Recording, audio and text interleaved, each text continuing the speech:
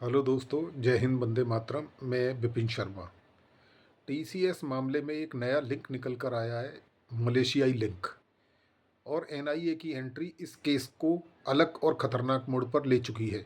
आखिर यह मामला लोकल पुलिस से निकलकर सेंट्रल इंटेलिजेंस एजेंसियों तक कैसे पहुंचा? पुलिस द्वारा जब्त किए गए मोबाइल फ़ोनों और व्हाट्सएप चैट की जांच में एक विदेशी नेटवर्क का संकेत मिला है। जांच में मलेशियाई व्यक्ति इमरान का नाम सामने आया है कि आरोपी उसके संपर्क में थे और निर्देश प्राप्त कर रहे थे। इस कन्वर्जन रैकेट को चलाने के लिए विदेशों से पैसा भेजा जा रहा था।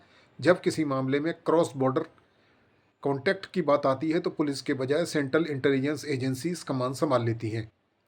पुलिस के अंडर कवर ऑपरेशन में यह पाया गया कि यह लोग कोई एक दो लोगों की करतूत नहीं बल्कि एक व्यवस्थित गैंग की तरह काम कर रहा था।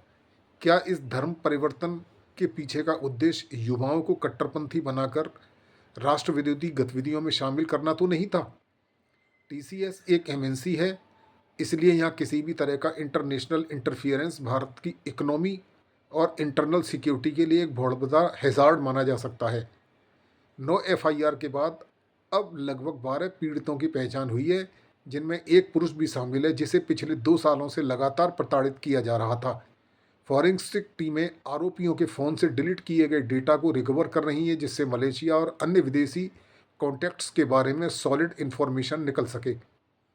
एब्सकॉन्डिंग फरार चल रही निदा खान की भूमिका इस पूरे विदेशी लिंक में सबसे इम्पोर्टेंट है। मलेशियाई एंगल के बाद अब यह एक कॉरपोरेट स्कैंडल नहीं रह गया है, बल्कि यह एक इंटरनेशनल कॉन्स्पिरेसी के रूप में भी देखा जा रहा है। टीसीएस नासिक को एनआईए एटीएस ने इस नेशनल सिक्योरिटी से जुड़ा मामला बना दिया है। आरोपियों के व्हाट्सएप चैट से पता चला है कि वे इमरान के कांटेक्ट में थे, जो वीडियो कॉल के जरिए कर्मचारियों को ऑर्डर देता था। वह महिलाओं को मुस्लिम देशों में उच्च वेतन वाली नौकरियों और बेहतर लाइफस्टाइल का लालच देकर ब्रेन वॉश करता था। क्या इमरान किसी ऐसे ऑर्गेनाइजेशन का पार्ट है जो भारत के लिए मॉड्यूल चलाने के लिए पैसे भेज रहा था? निदा खान इस पूरे स्कैंडल की मास्टरमाइंड है जो फरार है। आशंका जताई जा रही है कि वह इस गिरफ्तारी से बचने के लिए देश से बाहर भागने की फिराक में हो सकती है। पुलिस उसके खिलाफ लुकआउट सर्कुलर जाने की प्रक्रिया में है ताकि वह देश न छोड़ सके। उस पर आरोप है कि उसने ही भर्ती प्रक्रिया का दुरुपयोग करके ऐसे लोगों को कंपनी में जगह दी जो इस नेटवर्क का हिस्सा थे। एसआईटी को डाउट है कि यह एक कॉरपोरेट ग्रूमिंग मॉडल है जो एक साजिश के तहत हिंदू लड़कियों को निशाना बना रहा था।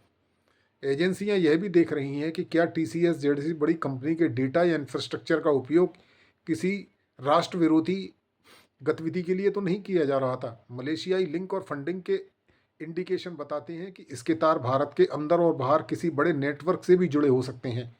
नासिक पुलिस की 12 सदस्यीय एसआईटी अब उन ईमेल्स और डिलीट किए गए चैट्स को रिकवर कर रही है जो इमरान और निदा खान के बीच हुए थे, ताकि सुनिश्चित किया जा सके कि यह मॉड्यूल भारत में कहीं और तो सक्रिय नहीं है। निश्चित रूप से पुलिस की हाउसकीपिंग स्टाफ बनकर की गई अंडरकवर कार्रवाई से एक ऐसे रहस्य से पर्दा उठाए जो आने वाले समय में कॉरपोरेट वर्ल्ड के लिए सिक्योरिटी और हायरिंग के रूल्स को पूरी तरीके से बदल कर रख देगा। मलेशियाई पुलिस ने इस मामले में सामने आई क्रॉस बॉर्डर कनेक्शन की जांच शुरू कर दी है।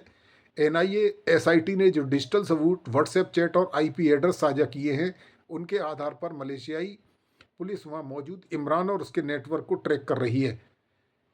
स्टार्टिंग स्तर पर डेटा और सूचनाओं का आदान प्रदान शुरू हो चुका है। निदा खान के विदेश भागने की आशंका को देखते हुए सभी एयरपोर्ट्स को हाई अलर्ट कर दिया गया है।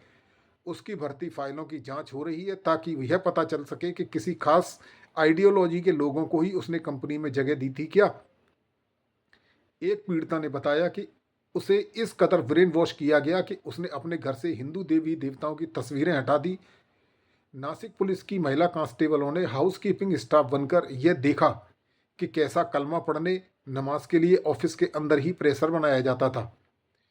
जब किसी मामले में मलेशियाई कनेक्शन और इंटरनेशनल नेटवर्क की बात आती है तो आरएनडब्ल्यू की भूमिका भी की संभावना से इनकार नहीं किया जा सकता। यद्यपि भारत के पीछे एनआईए और एटीएस करती है, आरएनडब्ल्यू का यह पता लगा सकती है कि इमरान कौन है और क्या वह किसी प्रतिबंधित ऑर्गेनाइजेशन या विदेशी इंटेलिजेंस एजेंसी के इशारे पर तो काम नहीं कर रहा है। मलेशिया में इस तरह के रेडिकलाइजेशन मॉड्यूल का इतिहास रहा है। आरएनडब्ल्यू वहाँ की स्थानीय कॉन्टैक्ट्स के जरिए इस नेटवर्क की जांच कर सकती है। टीसीएस एक कंपनी नहीं बल्कि भारत की आर्थिक शक्ति का भी प्रतीक है। कॉरपोरेट जासूसी क्या धर्म परिवर्तन और ब्लैकमेलिंग का उपयोग करके कंपनी के संवेदनशील डाटा तक पहुंचने की कोशिश की जा रही थी। अगर विदेशी पावर्स के द्वारा भारत की सबसे बड़ी आईटी कंपनी में सेंध लगाने की कोशिश का अंदेशा होता है तो आरएनडेडब्ल्यू सक्रिय हो जाती है। इस वीडियो को लाइक करें, शेयर करें और अपना आशीर्वाद बनाए रखें। जय मां भारती।